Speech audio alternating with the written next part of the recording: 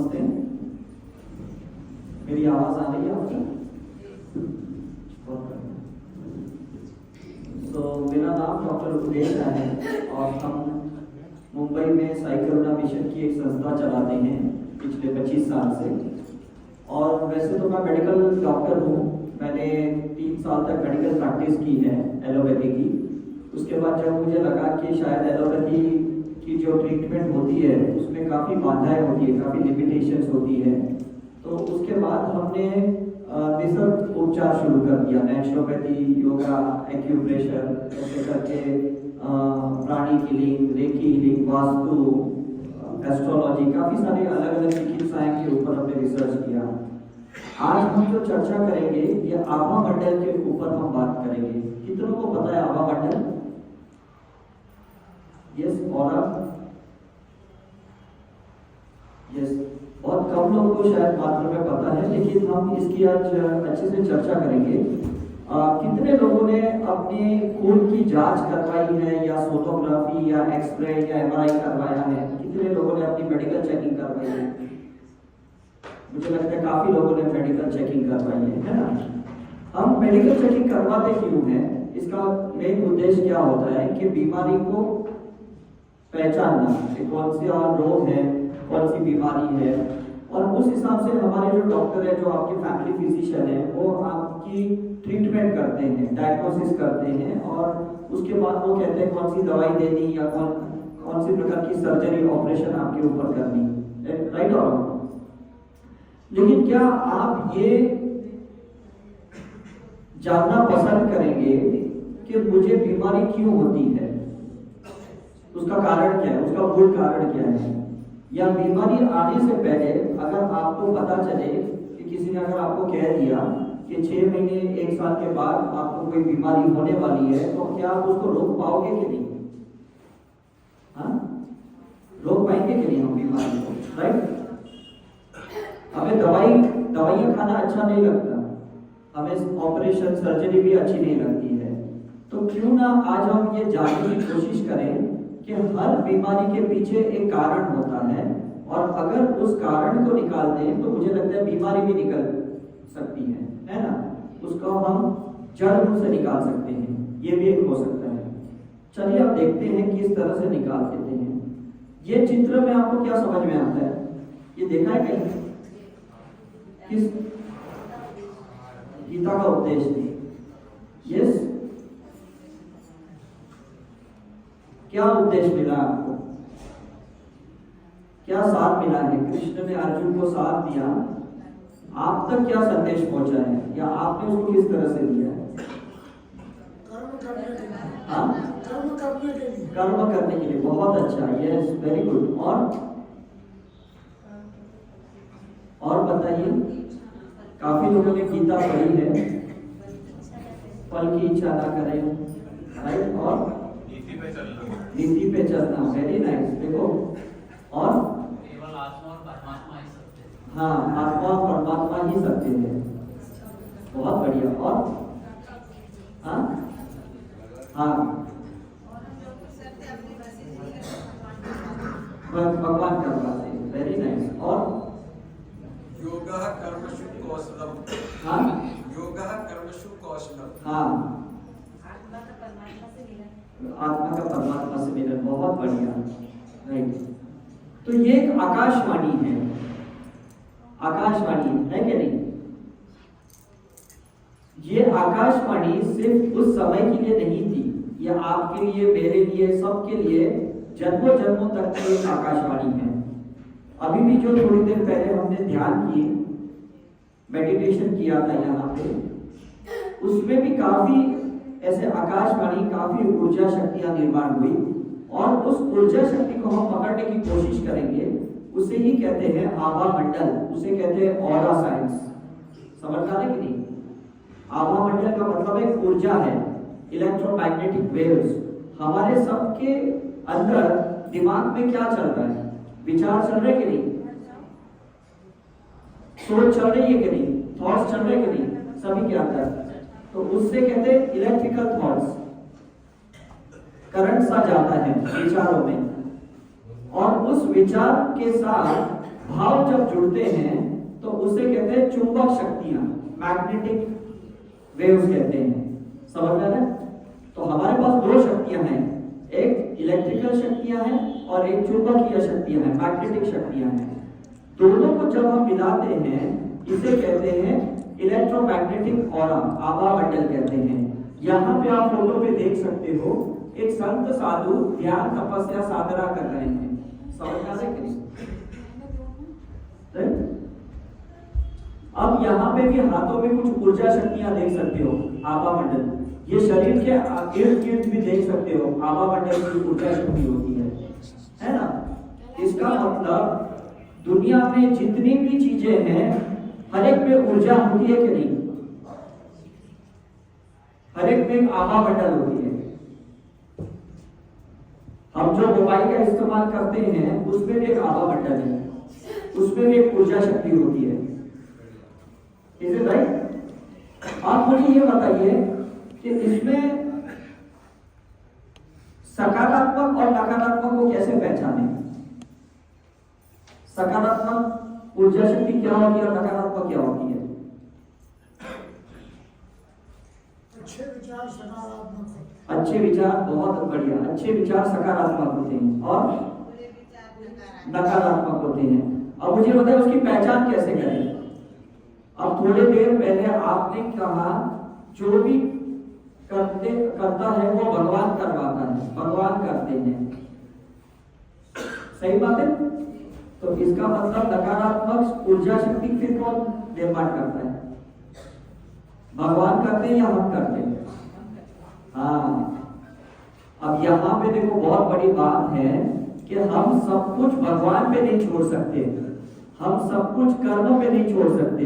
ये नहीं कह सकते भाई बीमार होना मेरे कर्म में लिखा था, मेरे भाग्य में लिखा था, ऑपरेशन होना मेरे भाग्य में लिखा था, किडनी फेल होना मेरे भाग्य में लिखा था।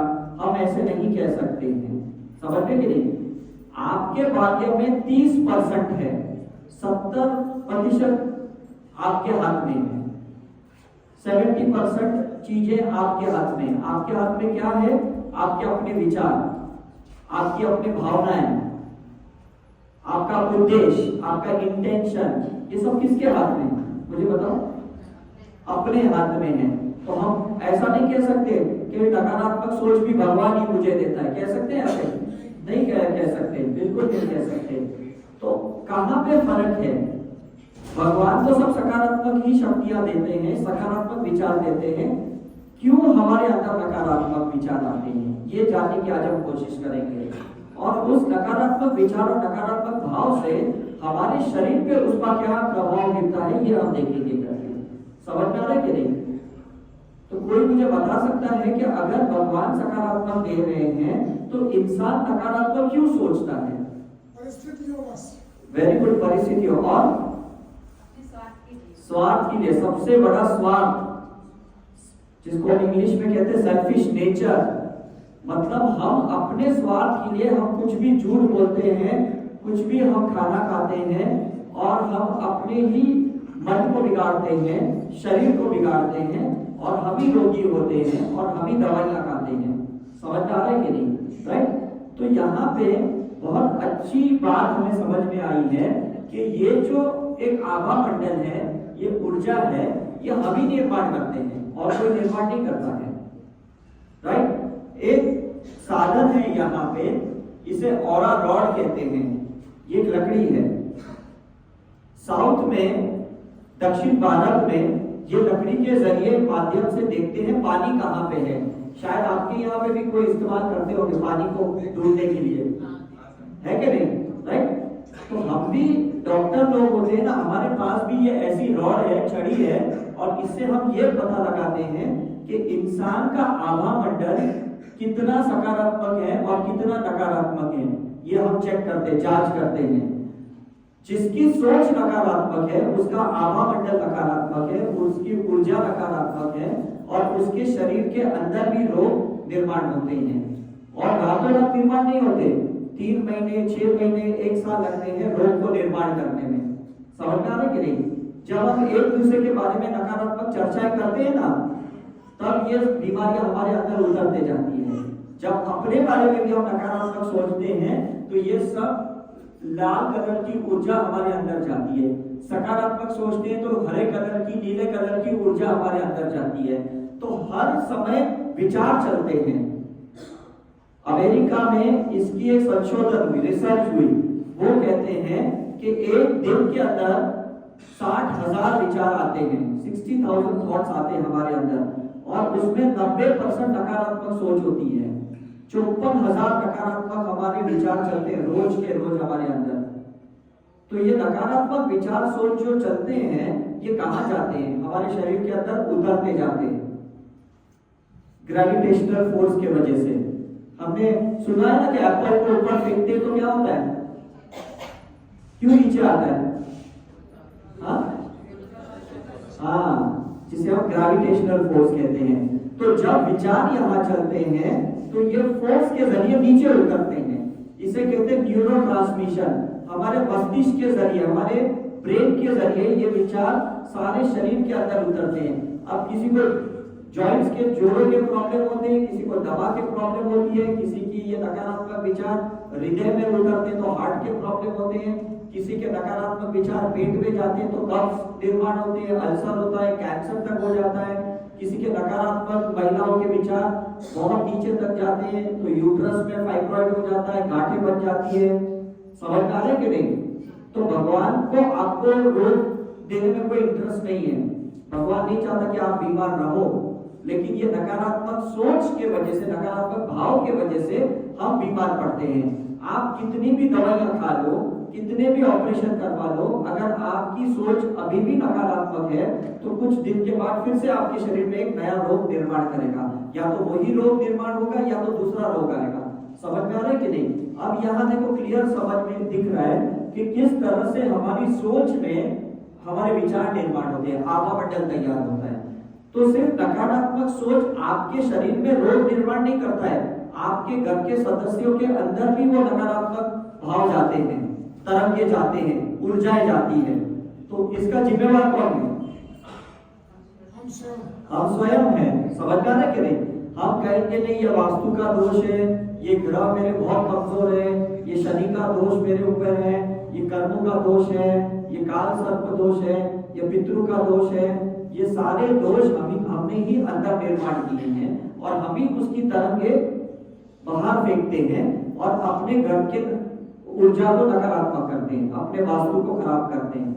समझ पा रहे कि नहीं? कितने भी यंत्र लगाएं, कितने भी मंत्र का जाप करो, लेकिन उसके बाद अगर सोच वैसी ही नकारात्मक रहेगी तो आपके जरिए ये इस तरह से विचार नकारात्मक फेंके जाएंगे। ये साधु संत सकारात्मक सोच रहे हैं, ये महिला देखो कैसी नकारात्मक सोच रही है। फर्क दिख रहा है कि नहीं? रंग का फर्क है कि नहीं?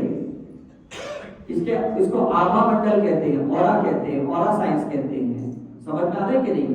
तो हमारा कौन सा कलर होना चाहिए, कौन सा रंग होना चाहिए? सफेद होना चाहिए आभा मंडल का, गुलाबी होना चाहिए, नीला कलर होना चाहिए, गोल्डन येलो होना चाहिए, वायलेट पर्पल कलर होना, बैंगनी कलर होना चाहिए।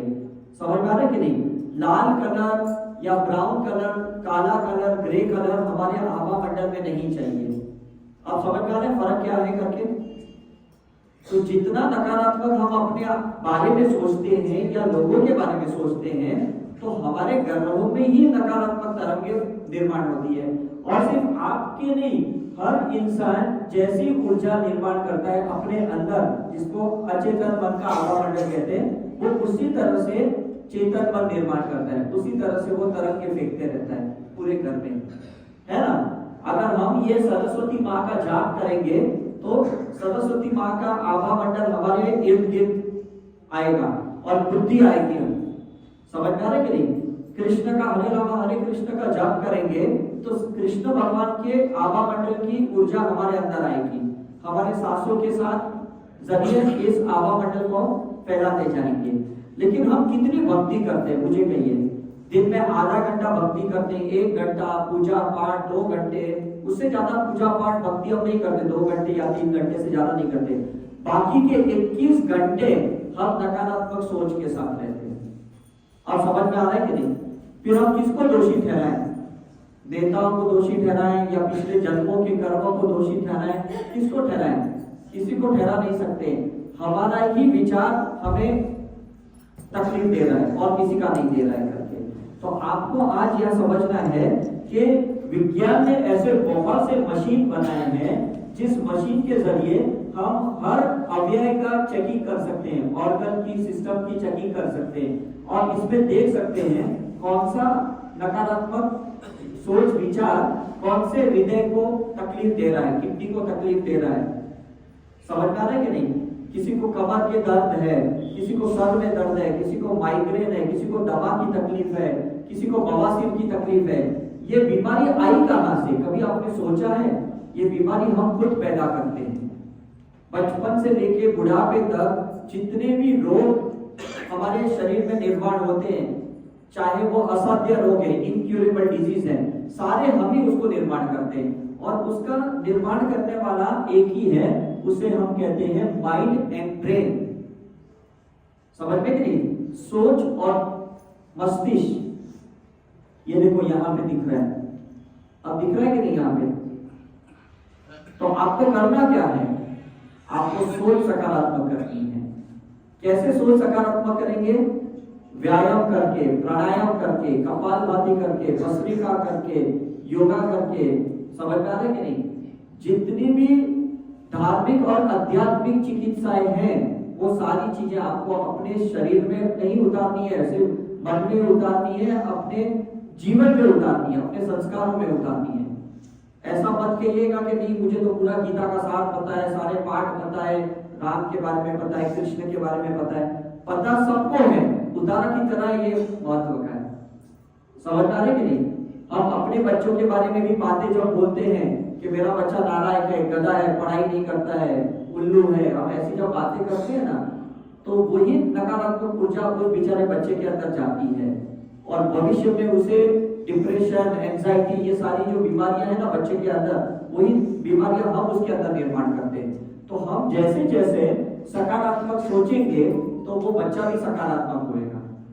भले शुरू में आपको झूठ बोलना पड़े, बच्चा अगर नापास भी होता है, फेल भी होता है ना, आप बोलो नहीं मेरा बच्चा बहुत होशियार है, बहुत सकारात्मक है, बहुत काबिल है। समझदार है कि नहीं? इंग्लिश में कहते हैं fake you till you make it. जब तक उस चीज का अस्तित्व नहीं आता है ना, तब तक आपको कल्पना करनी है। कल्पना शक्ति शरीर सबसे बड़ी शक्तियां होती है। हम बहुत सी कल्पनाएं करते हैं, करते कि नहीं मुझे बताइए? महिलाएं सबसे ज्यादा कल्पनाएं कर सकती है। उनके अंदर ये राइट ब्रेन जो है ना, ये बहुत जबरदस्त होता है महिलाओं के अंदर। इसे आर्टिस्टिक ब्रेन कहते हैं, कलाकार कहते हैं। कलाकारी होती है कि नहीं महिलाओं के अंदर, है ना? पुरुषों के अंदर कलाकारी नहीं होती है, क्योंकि पुरुषों के साथ ये लेफ्ट ब्रेन होता है, लॉजिकल ब्रेन, गणित का दिमाग होता है, मैथमेटिक्स ब्रेन होता है पुरुषों के अंदर, और महिलाओं के अंदर कलाओं का दिमाग होता है करके, राइट? तो इसलिए महिलाओं को हम शक्ति कहते हैं, शक्ति का स्वरूप कहते हैं, और पुरुषों को क्या कहते हैं? शिव का स्वरूप, सोच का स्वरूप, इलेक्ट्रिकल स्वरूप कहते हैं, और महिलाओं को कहते हैं शक्ति का। समझ में कि नहीं? तो महिलाएं 30% पुरुष से ज्यादा शक्तिशाली है। तो अगर कोई भी महिला नकारात्मक सोचती है तो ये 30% ज्यादा खतरनाक है, और अगर वो सकारात्मक सोचती है तो 30% वो ज्यादा पॉजिटिव ऊर्जा दे सकती है। तो जितनी भी घर गृहस्थियां संभालने वाली महिलाएं हैं, जिसको हम हाउस वाइफ कहते हैं, उन्हें बहुत संभालना पड़ेगा। समझ में? क्योंकि वो घर पे 24 घंटे रहते हुए जो भी सोचेगी घर पे उस वैसे ही तरंग के निर्माण होगी। तो गलती से भी कोई गलत विचार अपने लिए या अपने परिवार के सदस्य के लिए मत सोचिएगा, वो ही तरंगे दूसरे के अंदर जाएगी और उसके अंदर वो बीमारी पैदा करेगी। यहाँ देखो क्लियर बताया है कि महिलाओं में भावनात्मक दिमाग होता है, इमोशनल माइंड होता है, और पुरुषों में क्या होता है? लॉजिकल माइंड होता है, राइट? उसके आगे देखेंगे कि महिलाएं अचेतन मन से जीती है और पुरुष जीते हैं चेतन मन से। अब फर्क समझ में आ रहा है कि नहीं? तो अचेतन मन क्या है? थोड़ी देर पहले हमने यहाँ पे देखा है कि अचेतन मन 80% है और चेतन मन 18% है। तो ज्यादा कौन सा है? अचेतन बन जाता है। समझ में आ रहा है कि नहीं? मतलब महिला 80% के दिमाग से जीती है,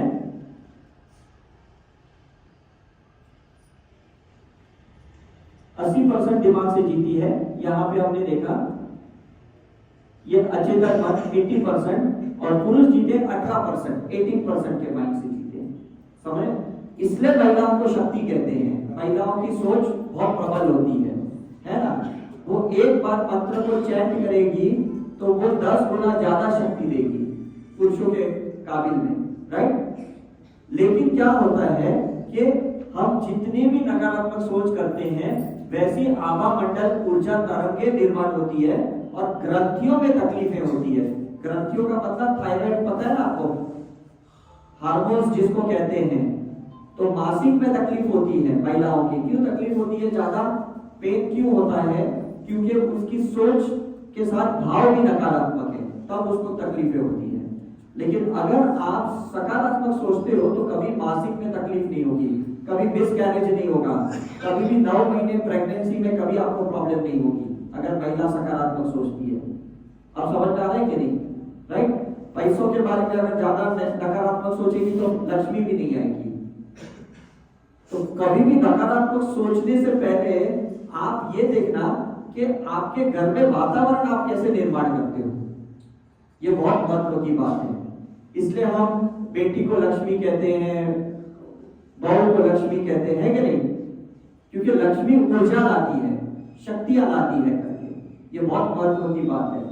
लेकिन ये जो भारत देश है ना, इसे मेल डोमिनेटिंग देश कहा जाता है कि पुरुषों की ज्यादा चलती है, महिलाओं की चलती नहीं है करके। पुरुष डोमिनेट करते हैं महिलाओं को, तो उनकी शक्तियों को दबा देते हैं। तो इनकी कलाओं को बाहर आना चाहिए। कलाओं को बाहर कैसे आना चाहिए? संगीत के जरिए, डांस के जरिए, ड्राइंग के जरिए। जो भी कलाएं अपने अंदर है, आप कुकिंग भी करते हो तो कुकिंग में भी आप कलाएं बाहर निकाल सकते हो। अलग अलग प्रकार की आप खाने रसोई में आप अपनी कलाओं को बाहर निकाल सकते हो। मतलब बहुत जरिए हैं, बहुत अलग अलग जरिए हैं आपको बाहर निकालने के लिए। हम जहां मुंबई में रहते हैं, बॉम्बे में, वहां पे 90% महिलाएं काम करती है, 90% महिलाएं काम करती है, सिर्फ 10% महिलाएं घर गृहस्थी संभालती है। बहुत सारी कलाएं होती है उनके अंदर। तो ये चीजें आप जब बाहर निकालोगे तब आपकी शिव शक्ति बैलेंस्ड होगी। दोनों ऊर्जा को बैलेंस करना है। पुरुषों को भी अपने अंदर की कलाओं को बाहर निकालना है और महिलाओं को भी अपनी कलाओं को बाहर निकालना है। समझ में है कि नहीं? महिलाओं को लॉजिकल कलाओं को बाहर निकालना है और पुरुषों को भावनात्मक कलाओं को बाहर निकालना है ना? आपने देखा होगा बहुत कम पुरुष होते हैं जो रोते हैं, जो एक्सप्रेस करते हैं। देखा है कि नहीं आपने? पुरुष को रोते हुए कब देखा है कि नहीं? क्योंकि भाव दबाए हुए रहते हैं, इमोशंस को दबाए हुए रहते हैं, तो उसके वजह से भी बीमारियां पैदा होती है। इसलिए पुरुषों को बीमारियां कौन सी होती है? हार्ट अटैक की होती है, ब्रेन हेमरेज की ज्यादा बीमारियां होती है। समझ में कि नहीं? क्योंकि दबाते हैं। महिलाओं को बीमारियां कौन सी होती है? ग्रंथियों की होती है, हार्मोन्स की होती है, क्योंकि वो अपनी कलाओं को दबाते हैं। तो यहाँ पे आप देख सकते हो कि किस तरह से ये कारण जो है ये धीरे धीरे एक बीमारी को उत्पादन करता है। तो आपको बीमारी निकालनी है या कारण निकालना है? पहले ये बताइए। कारण निकालना है, कॉज को बाहर निकालना है। समझ में आ रहा है कि नहीं? तो सिर्फ डॉक्टर के पास जाने से आपकी बीमारियां नहीं निकलने वाली है, अस्पताल में एडमिट होने से बीमारियां नहीं निकलने वाली है। जब कोरोना आया था कितने लोग वेंटिलेटर पे थे, ऑक्सीजन पे थे, उसके वजह से नहीं बचे क्यों? खुद की रोग प्रतिकार शक्ति जब बढ़ी ना तब वो बचे। अब समझ में आ रहा है कि नहीं? खुद की इम्यूनिटी जब बढ़ गई, ऑक्सीजन सैचुरेशन लेवल बढ़ गया, तब वो बचे। समझ में आ रहा है कि नहीं? तो अभी आप राह मत देखना कि फिर से कोई वायरस आए, बैक्टीरिया आए और फिर हम देखेंगे, उसका सामना करेंगे, वैक्सीनेशन लेंगे, दवाइयां लेंगे, इंजेक्शन लेंगे, उससे कोई फर्क नहीं पड़ने वाला है। आपको अपनी आभा मंडल को सकारात्मक करना है, ये बहुत इंपॉर्टेंट है। और घर में जितने भी स्त्री पुरुष हैं, हस्बैंड वाइफ है या बच्चे पेरेंट्स हैं, माँ बाप हैं बच्चों के साथ, सबकी ऊर्जा सकारात्मक चाहिए। एक इंसान की अगर ऊर्जा नकारात्मक है वो सबके आभा मंडल को दूषित कर सकता है, पॉल्यूट कर सकता है। समझ में आ रहा है कि नहीं? मैं 2 दिन पहले किसी को कह रहा था, मैं अभी 2 दिन पहले दिल्ली में था, मैंने कहा हम लोग मंदिरों में जाते हैं और अगर हम डर लेके जाएंगे ना तो डर बढ़ेगा, हम गुस्सा लेके जाएंगे तो गुस्सा बढ़ेगा, हम भय लेके जाएंगे तो भय बढ़ेगा। मंदिरों में तब जाना जब अपने आप को आप सकारात्मक परिवर्तन करने के लिए तैयार होना, तो ही मंदिर में जाना। क्यों? क्योंकि मंदिरों में ऊर्जा बहुत होती है, जो लेके जाओगे वो बढ़ेगा। आप समझ आ रहे कि नहीं? अगर मैं इस दिए में तेल डालूंगा तो क्या होगा? हाँ, अधिक समय तक चलेगा। आप समझ में आ रहा है कि नहीं? हमें कभी किसी ने ये नहीं समझाया कि मंदिर में जाने से पहले अपनी सोच को सकारात्मक करके जाओ, ये किसी ने हमें नहीं समझाया। तो हम 10% भय लेके जाते हैं, 50% भय लेके बाहर आते हैं। आप समझ में आ रहा है क्यों? क्योंकि वहां देवी की शक्ति है, शिव की शक्ति है, राम की शक्ति है, हनुमान की शक्ति है। तो जो चीज लेके जाओगे ना उसको बढ़ावा दोगे आप। तो कभी भी मंदिर का जब एक पैर अंदर डालो ना, उसके पहले सोच को सकारात्मक करना और ये कहना कि मेरे अंदर जो भी आप परिवर्तन लाना चाहते हो, मैं परिवर्तन अपने आप को करने के लिए तैयार हूं। फिर मंदिर के अंदर जाना, तब तक आप अंदर मत जाना। समझ में आने के नहीं? आप कहोगे नहीं ये बात गलत है, मैं आपको साबित करके दिखाता हूं। कितने लोगों ने देखा है मंदिरों के बाहर भिखारियों को भीख मांगते हुए? सभी ने देखा है। क्यों? क्योंकि वो नकारात्मक सोचते हुए भीख मांगते हैं, इसलिए सालों सालों तक उन्हें वहां भीख ही मांगना पड़ता है, कभी वो साहूकार नहीं बन सकते। आप समझ में आ रहे कि नहीं? क्योंकि उन्हें अपने अंदर परिवर्तन नहीं चाहिए। उन्हें क्या चाहिए? हम भीख मांगे और आपके और हमारे जैसे जो इंसान है, जो हम पूजा पाठ के लिए जाते हैं, एक श्रद्धा से जाते हैं, हम उन्हें कुछ दान करके जाएं। उन्हें कोई परिवर्तन नहीं चाहिए। समझ में कि नहीं? वो हमें कहते हैं कि आप 1 पैसा दोगे वो 10 लाख देगा। क्यों? ये खुद के लिए इस्तेमाल नहीं करते हैं ये शब्द को। कभी सुना है आपने? कभी नहीं। समझ आ रहे कि नहीं? तो कभी भी नकारात्मक सोच लेके मत जाना, नहीं तो यही सोच आपकी बढ़ती जाएगी, यही ऑरा आपका बढ़ते जाएगा। क्योंकि ये इंटेंसिटी है, ये साइंस कहता है। समझ में आ रहा है? अब देखो कितनी जबरदस्त बात है कि हम मंदिर में जाते हैं, हम यज्ञ करते हैं, पूजा पाठ करते हैं, मंत्रोच्चार करते हैं, करते कि नहीं? और सब में शक्ति होती है कि नहीं? आप गायत्री मंत्र का जप करो, ओम नमः शिवाय का करो, या राम का जप करो, या हवन करो, हर एक में शक्ति होती है। तो पहले तो परिवर्तन हो, क्योंकि वो शक्ति क्यों निर्माण की, मैं इसका कारण बताता हूं। क्योंकि अपनी शक्ति कम पड़ रही है नकारात्मक को तोड़ने के लिए, तो भगवान ने हमें शक्तियां दी है उसको तोड़ने के लिए। तो हम तोड़ने के लिए नहीं जाते, अपनी नकारात्मक चीज को बढ़ाने के लिए जाते। अब समझ आ रहे कि नहीं? हमें बहुत ऊर्जा कम है हमारे अंदर, हमें अपनी पैटर्न तोड़ने के लिए बहुत कम एनर्जी है हमारे अंदर, इसलिए हम मंदिरों में जाते हैं, चर्च में जाते हैं, गुरुद्वारा में जाते हैं, राइट? कि वहां शक्ति मिले तो हम अपनी सोच को तोड़े, नकारात्मक सोच को तोड़े। लेकिन हम कहां तोड़ते हैं? हम उसी गुस्से को लेके वापस आते हैं, उसी ईर्ष्या को लेके वापस आते हैं, उसी अहंकार को लेके वापस घर पे जाते हैं। जाते कि नहीं? बहुत कम लोग हैं इस दुनिया में जो मंदिर में जाने के बाद अपने अंदर परिवर्तन लाते हैं। तो आप बोलेंगे हम करें क्या? अगर ऐसा है तो फिर हम करें क्या? आज मैं आपको उसका सही इस्तेमाल, सही रास्ता बताता हूं करना क्या है। मंदिर में जाने से पहले आपको आध्यात्मिक बनना पड़ेगा और मंदिर में जाने के बाद धार्मिक बनना पड़ेगा। समझ में कि नहीं? मंदिर में जाने से पहले क्या बनना पड़ेगा? आध्यात्मिक। आध्यात्मिक का मतलब है जाति स्मरण करना पड़ेगा, सेल्फ रियलाइजेशन प्रोसेस करना पड़ेगा। मंदिर में जाने से पहले ये सोच के जाना कि आज मेरे अंदर ऐसे कौन से नकारात्मक विचार हैं या विकार है या आदतें हैं, दारू की, सिगरेट की, जो भी है, मुझे अंदर जाके उसको तोड़नी है। आप समझ आ रहे कि नहीं? तो बाहर जब आप आध्यात्मिक रहोगे तो अंदर जाके आप धार्मिक बनोगे, तो ही आपका काम बनेगा। कैसे? मैं आपको बताता हूं। आप डॉक्टरों के पास जब जाते हो, उनके दवा खाने में क्या सोच के जाते हो? क्या सोच के जाते हो?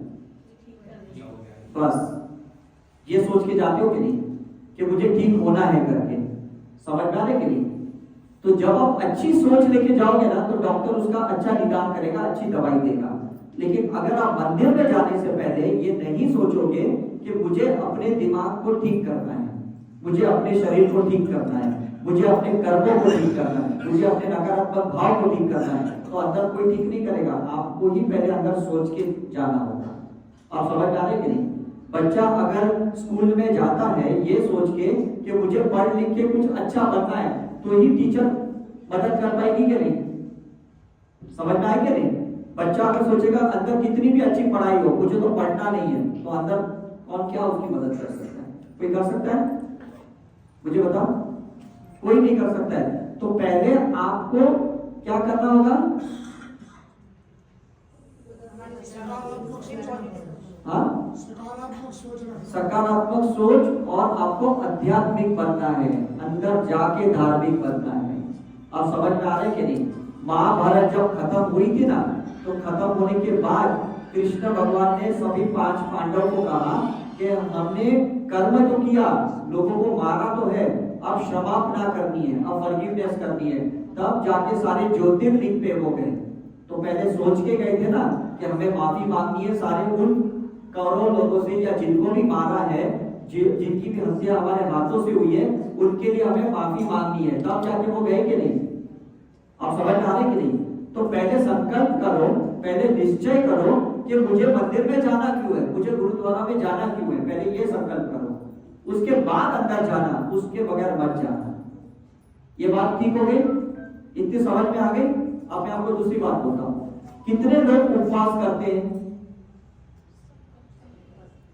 कोई संकष्टी को, कोई नवरात्रि में उपवास करते हैं, है क्या नहीं? कोई रामनवमी को उपवास करते हैं। आपको पता है उपवास का मतलब साइंस में क्या कहा जाता है, या आध्यात्मिक की दृष्टि से क्या कहा जाता है? उपवास का मतलब है मन का शांत होना। सिर्फ शरीर के अंदर अन्न नहीं जाने को उपवास नहीं कहते हैं। आप ये मत कहिएगा नहीं मैंने सुबह से कुछ नहीं खाया, उसको उपवास कहते हैं। आपकी सोच ने उपवास किया कि नहीं? आप समझ आ रहे कि नहीं? तो उपवास का साइंस क्या है, विज्ञान क्या है, मैं आपको बताता हूं। जब आप अनाज नहीं खाओगे ना, तो आपकी ऊर्जा नीचे नहीं जाएगी, पाचन क्रिया में उलझेगी नहीं। आपकी सोच, आपका ऊर्जा कहां रहेगी? मस्तिष्क में रहेगी, ब्रेन में रहेगी। वहां पे आपका जाति स्मरण होगा। आपको समझ में आएगा, जिस दिन तक खाना खाती हूँ ना, मुझे गुस्सा बहुत आता है, मुझे डर बहुत लगता है, मेरे अंदर अहंकार बहुत रहता है। जिस दिन आप उपवास करोगे ना, उसी दिन आपको ज्यादा समझ में आएगा। लेकिन वो समझने के लिए पहले आप तैयार रहने चाहिए। आप समझ आ रहे कि नहीं? तो फास्टिंग का मतलब, उपवास का मतलब नहीं कि सिर्फ अनाज नहीं जाना। उसका मतलब है मुझे अपने मन को शांत करना, चित्त को शांत करना, भाव की उपवास करना, इमोशंस की फास्टिंग करना, थॉट की फास्टिंग करना, फिर फूड की फास्टिंग करना। आप समझ आए कि नहीं? तो जितने भी धार्मिक क्रियाएं हैं ना, इस क्रियाएं के पीछे विज्ञान है, एक साइंस है। अगर आप साइंस को समझोगे तो जबरदस्त है कि नहीं? हम फेरे लेते कि नहीं शादी में? 7 फेरे लेते कि नहीं? आभा मंडल को साफ करने के लिए लेते हैं, ऊर्जा को साफ करने के लिए लेते हैं। जो भी राग, द्वेष, क्रोध, मोह, माया है ना पति पत्नी के बीच में, उसको जलाने के लिए हम अग्नि के फेरे लेते हैं। आप समझ में आए कि नहीं साइंस? लेकिन आजकल तो रजिस्टर मैरिज होता है कि नहीं? कोर्ट में जाके सही करते हैं। तो कहाँ अग्नि का फेरे होता है? कहाँ पे वो शुद्धिकरण करते? नहीं करते। हवन यज्ञ में भी यही होता है कि हम स्वाहा क्या करते हैं? स्वाहा सिर्फ हम गेहूं चावल को नहीं डालते, दाने को नहीं डालते। गुस्से को स्वाहा, क्रोध को स्वाहा, मोह को स्वाहा, माया को स्वाहा, ऐसे मन में भाव जागरूक करते हुए स्वाहा करना। अब समझ आ रहे हैं? तो अपने आभा मंडल के अंदर से क्रोध को स्वाहा करोगे, आप उसका विसर्जन करोगे। समझने के लिए विसर्जन नकारात्मक का करना है। हर एक की बस की बात नहीं है। हर इंसान सकारात्मक नहीं रह सकता है, लेकिन कसरत करनी पड़ती है। इसी को कहते हैं स्पिरिचुअल एक्सरसाइज, इसी को कहते हैं ध्यान, साधना, मेडिटेशन। समझने के नहीं? तो हम सबको आध्यात्मिक होना है। धार्मिक तो हम सब हैं, हमारे अंदर माँ बाप ने बहुत अच्छे संस्कार हमारे अंदर डाले, इसलिए आप सब लोग धार्मिक हो। लेकिन आज के बाद हमें कुछ आध्यात्मिक क्रियाओं को बढ़ाना है, स्पिरिचुअल एक्सरसाइज को बढ़ाना है। यहाँ पे समझने के लिए रामदेव बाबा सिर्फ धार्मिक नहीं है, वो आध्यात्मिक भी है। श्री श्री रविशंकर सिर्फ धार्मिक नहीं है, आध्यात्मिक भी है। शिवानी या ब्रह्म कुमारी की जो दादियां हैं वो सिर्फ धार्मिक नहीं, वो भी आध्यात्मिक है। समझने के नहीं? तो हमें भी क्या करना है, जाति स्मरण करना है। समझने की कोशिश करो कि मेरे अंदर ऐसी क्या नकारात्मक चीज है जो मुझे निकालना है, और जो भी आप निकालोगे आपके इस चक्रों के अंदर से सब कुछ विकार निकलेगा, और आपके अंदर से निकलेगा। और जब आप ये निकालोगे तब देखो क्या होने वाला है, आपका एक एक अवयव, एक एक सिस्टम, आपका हार्ट, लंग्स, लिवर, किडनी, ये सब आपकी सकारात्मक होगी। आपको डॉक्टर के पास जाने की ज्यादा जरूरत नहीं है, आपको ज्यादा दवाई खाने की जरूरत नहीं है, आपको ज्यादा ऑपरेशन करने की जरूरत नहीं है। हर बीमारी के पीछे कारण है, उस कारण को ध्यान से समझने की कोशिश करो कि ये मुझे कैंसर क्यों हुआ, ये मुझे सर में दर्द क्यों होता है, ये मुझे दवा की बीमारी क्यों है, ये मुझे गले में तकलीफ क्यों है, मुझे थायराइड का प्रॉब्लम क्यों है। समझ आ रहा है कि नहीं? और जब आपको ये कारण समझ में आएगा कि आपके विचार में प्रॉब्लम है, थॉट्स में प्रॉब्लम है, आपके शब्द में प्रॉब्लम है, आपके एक्शन में प्रॉब्लम है, आपके कुछ संगत में, हैबिट में प्रॉब्लम है, आपके स्वभाव में प्रॉब्लम है, आपके कैरेक्टर में प्रॉब्लम है, आपके नेचर में प्रॉब्लम है, आपके संस्कारों में कुछ गड़बड़ है, ये क्या है, पहले उसको आपको सुधारना है। समझ में आ रहा है कि नहीं? सिर्फ पढ़ना नहीं है, गीता पढ़ना नहीं है, उसको अंदर उतारना भी तो है कि नहीं, है ना? मैं जितने भी विदेशों में जाता हूँ, अमेरिका में, लंदन में, सिंगापुर में, उन्हें भी कहता हूँ सिर्फ बाइबल पढ़ो मत, सिर्फ क्रिसमस को सेलिब्रेट मत करो, उसके पीछे जीसस ने जो बलिदान किया है उसका भी भाव अपने अंदर उतारो, बलिदान का भाव अंदर उतारो, श्रमापना का भाव अंदर उतारो, तब जाके आपके अंदर के जीसस जागेंगे, आपका अंदर का भगवान तत्व जागेगा। तो आपके अंदर भी राम, कृष्ण, हनुमान अगर तब जागेंगे जब अपनी नकारात्मक सोच कम होगी। कैसे, मैं आपको बताता हूं। हमारा शरीर मंदिर है और आत्मा भगवान है, तो मंदिर को अच्छा रखना है कि नहीं, मुझे बताओ, अच्छा रखना है कि नहीं? मंदिर अगर खंडित है तो हम अंदर जाते हैं, टूटे हुए मंदिर के अंदर जाते हैं, नहीं जाते। राजस्थान में देखो 200 से ज्यादा मंदिर खंडित है तो लोग नहीं जाते। समझ में कि नहीं? जैन के तीर्थ स्थान देखो, कितने सारे जैन के तीर्थ स्थान टूट गए हैं तो लोग नहीं जाते अंदर। तो शरीर भी अगर टूटा हुआ है तो अंदर की जो आत्मा है, जो परमात्मा है, वो दुखी हो जाता है कि इसने मंदिर को खंडित कर दिया। समझ में है कि नहीं? तो आपका अगर शुगर बढ़ गया है, डायबिटीज है, तो मंदिर आपका खंडित है। आपको ब्लड प्रेशर है तो आपका मंदिर खंडित है। समझ में कि नहीं? आपको जोड़ों का तकलीफ है तो इसका मतलब आपके पिलर में प्रॉब्लम है, आपका मंदिर खंडित है। तो आपको उसको ठीक करना है कि नहीं, मुझे बताइए। कितने लोगों को मंदिर ठीक करना है? सारे लोगों को शरीर ठीक करना है कि नहीं, है ना?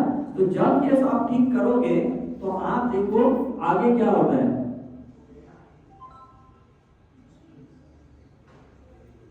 आगे आपके अंदर सेल्स होते हैं, कोश होता है। कोश के बारे में सुना है कि नहीं? कितने कोश होते हैं?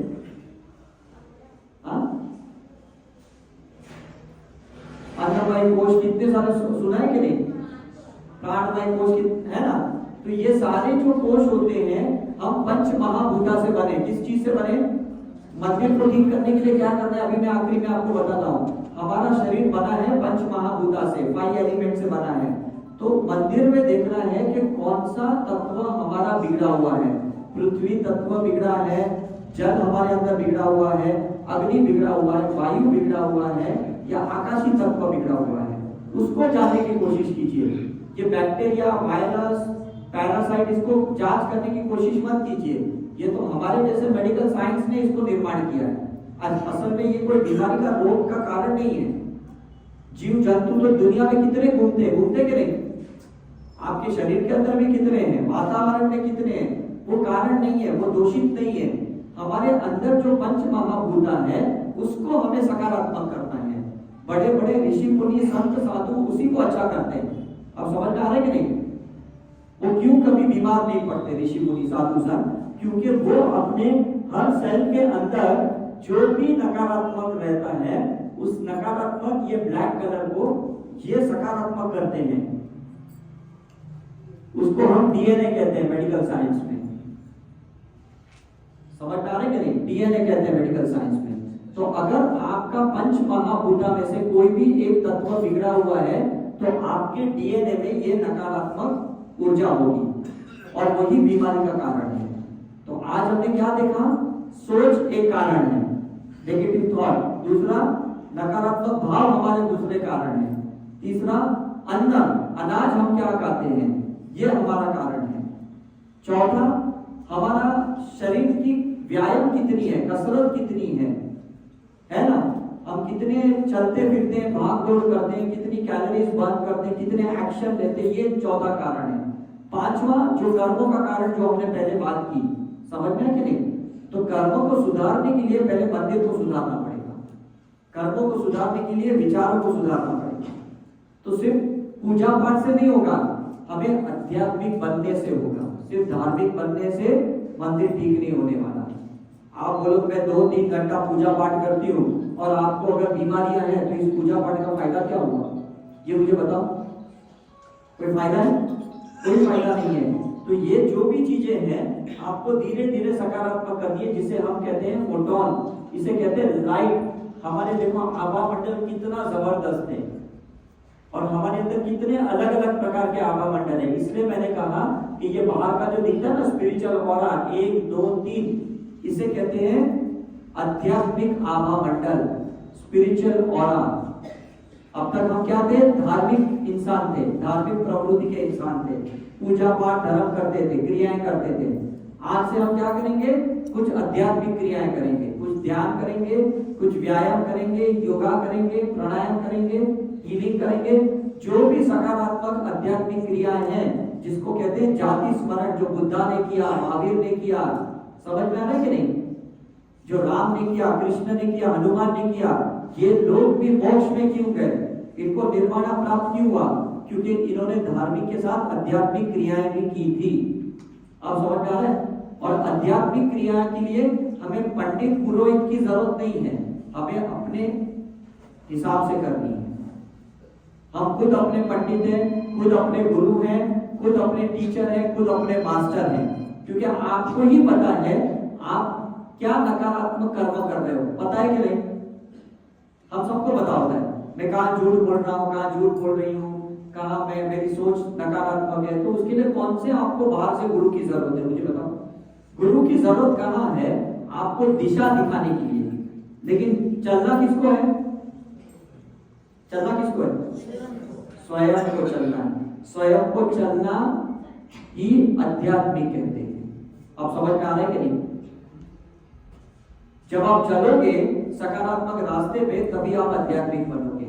आप अपने बच्चों को बोलोगे देखो मैं आरती करती हूँ, मैं अभिषेक करती हूँ, मैं कितने 108 की माला की जप करती हूँ, इससे आप आध्यात्मिक नहीं बन गए, इससे आप सिर्फ धार्मिक बन गए। इससे सिर्फ आप ऊर्जा निर्माण करते हो और तैयार करते हो। लेकिन जब आप अपने अंदर परिवर्तन लाओगे तब आपके अंदर चेंजेस आएंगे। ओके, तो मुझे लगता है आज का कार्यक्रम समझ में आया। किसी को कुछ पूछना है इसके पहले कि मैं ये एंड करूं? ये देखो इस प्रकार का हमारा आभा मंडल होता है। एक शरीर है और इसके साथ एक हमारी सोच है, भाव है, जो हम लेके चलते हैं। ये दिख रहा है आपको फोटो?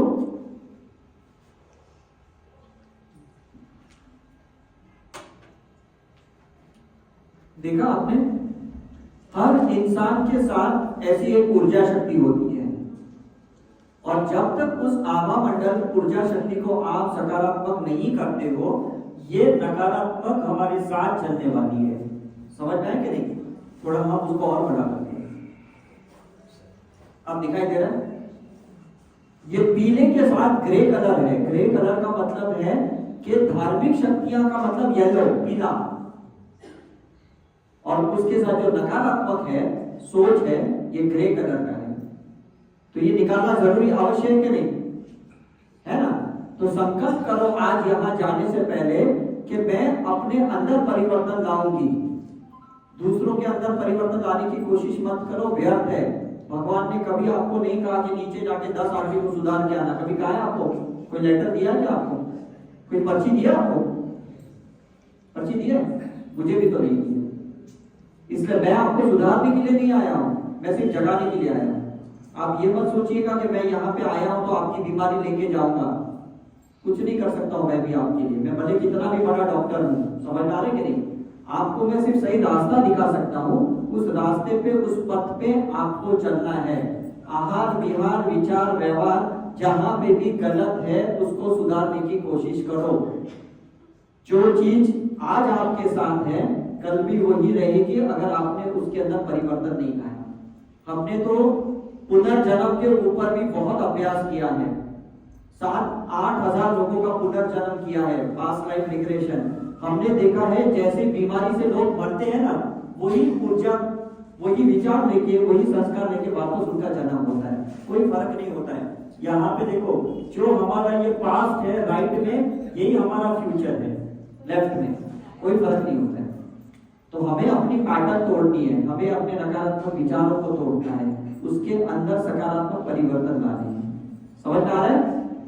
किसी को कुछ पूछना है तो आज हम इसका आभा मंडल आज यहाँ ऑरा की स्टडी करने वाले हैं। किसी को अगर अपना फोटो खिंचवाना है, किसी को अपनी ऑरा जांच करवानी है तो हमारी जो टीम है यहाँ पे आप उनको भेज सकते हो, वो आपका एक फोटो खींच के और आपको बता सकते हैं कि आपके अंदर कितना नकारात्मक है, आपकी कहां पे नकारात्मक है और आपको कहां परिवर्तन लाना है, ये हम आपको मार्गदर्शन दे सकते हैं। लेकिन काम तो आपको ही करना है। जितना आप अपने ऊपर काम करोगे उतना अपने जीवन में परिवर्तन आएगा। कभी ये मत कहना कि नहीं और कोई चमत्कार करके आपके शरीर का रोग लेके जाए, ऐसा कोई नहीं करने वाला। समझ पा रहे कि नहीं? कोई साधु संत नहीं। मैंने तो बड़े बड़े महात्माओं को, गुरुओं को भी बीमार होते हुए देखा है और बीमारियों में मरते हुए भी देखा है, और शायद आपने भी सुना होगा, भले देखा नहीं होगा तो। समझ में कि नहीं? मैं हिंदू धर्म के, जैन धर्म के, वैष्णव धर्म, ब्राह्मण के, लंदन में, सिंगापुर में चर्च के जो प्रीस्ट होते हैं, सभी को मैंने कैंसर से बीमारी होते हुए देखा है, क्योंकि उन्होंने भी कहीं ना कहीं अपने अंदर पूरे सकारात्मक परिवर्तन नहीं लाए। तो हर एक का कर्तव्य बनता है अपने पे काम करना, और आप जिस दिन अपने पे काम करना शुरू करोगे, 2 महीने, 6 महीने, 2 साल, 5 साल, 10 साल लगेंगे, लेकिन आप मरोगे निरोगी मरोगे, बगैर कोई बीमारी के मरोगे। तो जब भगवान के पास जाओगे ना तो बगैर कोई रोग के जाना, भगवान को बता पाओगे कि आपने मुझे जितना अच्छा शरीर दिया था मैंने उतना ही अच्छा शरीर देखो अच्छा रखा है और मैं आपके पास आई हूँ। समझ में कि नहीं? बीमार होके भगवान के पास मत जाना, ठीक है?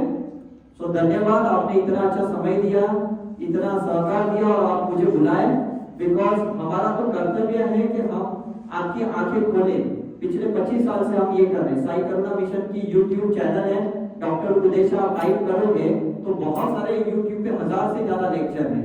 आप न्यूज चैनल मत देखो, टीवी सीरियल मत देखो, यहाँ वहां की बातों में, चर्चाओं में, व्यर्थ में समय मत गवाओ। जितना भी समय है अच्छे अच्छे लोगों के आप प्रवचन सुनो, सुधांशु महाराज के, सदगुरु के हैं, शिवानी के हैं, हमारे भी कुछ लेक्चर्स हैं जहाँ पे आपको लगे कि जो आज आपको कुछ समझ में आए, तो ऐसे बहुत सारे लेक्चर्स हमारे यूट्यूब पे हैं करके। तो आप अपना समय सकारात्मक तरीके से इन्वेस्ट करो, कोई यहाँ वहाँ की व्यर्थ की चर्चा में अपना समय गवाओ मत, इसकी उसकी बातें मत करो और किसी के बारे में तो सोचो ही मत। अगर मैं आपके बारे में सोचूंगा तो आपकी सारी नकारात्मक सोच मेरे अंदर आ जाएगी, तो फायदा क्या है मैं आपके बारे में सोच के? समझ आ रहे कि नहीं? तो ये अच्छा ज्ञान जो आज आपको मिला है उसको घर पे जाने के बाद उतारना। हम कुछ अंदर यहाँ पे 4 दिन शिविर करने के लिए भोपाल में आए हैं और पिछले 4 साल 5 साल से लगातार आते जा रहे हैं, साल में 2-3 बार आते जा रहे हैं। तो आपको जब भी लगे हमारी कोई भी सर्विस आपको चाहिए, हमारी कोई भी मदद आपको चाहिए, तो हमारी पूरी साई करुणा मिशन की टीम आपके लिए हाजिर है। थैंक यू, धन्यवाद।